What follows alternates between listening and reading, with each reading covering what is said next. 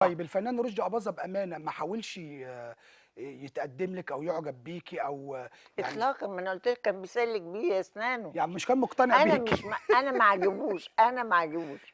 أنا أمثّل على قدّامه. أساس إيه بقى؟ ما أنتِ كنتِ زي القمر، على أساس رفيّعة مثلًا؟ لأ، صغيّرة لسه، ما أنا بدأت 16 سَنة. آه. ما فيش فكنتِ أبيض يا بالنسبة ورد، له يعني ما أبيض يا ورد، ما أعرفش أي حاجة خالص. تمام، وما طيب ليش في الحاجات الدرينك والحاجات دي كلّها ولا السجاير ولا يعني ما ينفعش، ما آه، ينفعش.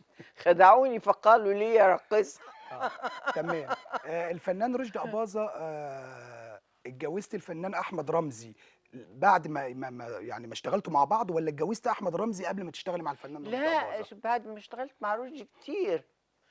كده كنا بنعمل جواز في خطر فيلم كده، وهو كان آه، زعلان مع مراته وعنده بنته باكينام باكينام، بيحبها أوي، آه، ربنا يخلّيها يا رب، إمم، أموت فيها أنا كمان. فقال لي وأنا كنت متطلّقة لسه من أحمد فؤاد حسن آه.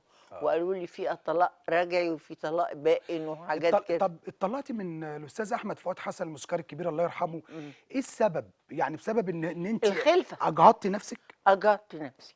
إمم، والخلفة، لإن كان زمان ما فيش الأدوات دلوقتي، آه، تجميل، شفط ده وما والرياضة كنتيش محتاجة ما شاء والرجيم الله، والحاجات دي ما آه، كانش. آه، فخُفت قالوا لي لمّا تجيبي بيبيهات وحاجات جسمِك كده آه، جسمِك هيفشل وما أنتيش عارفة هيرجع تاني والّا لأ. آه، فأنا كان معشوقي الفن.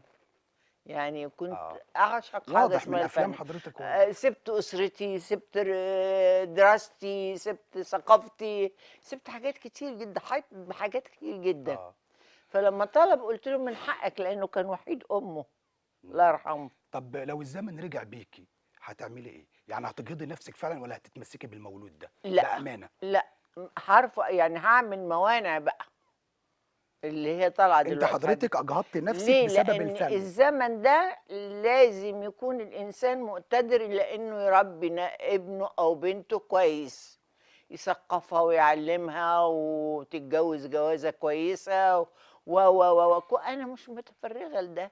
أنا باتكلم لو الزمن رجع بحضرتك آه. وبقيتِ في لحظة قبل ما تجهضي نفسِك من الموسيقار لأ، هتجهضي نفسِك فعلًا؟ هاجهد نفسي.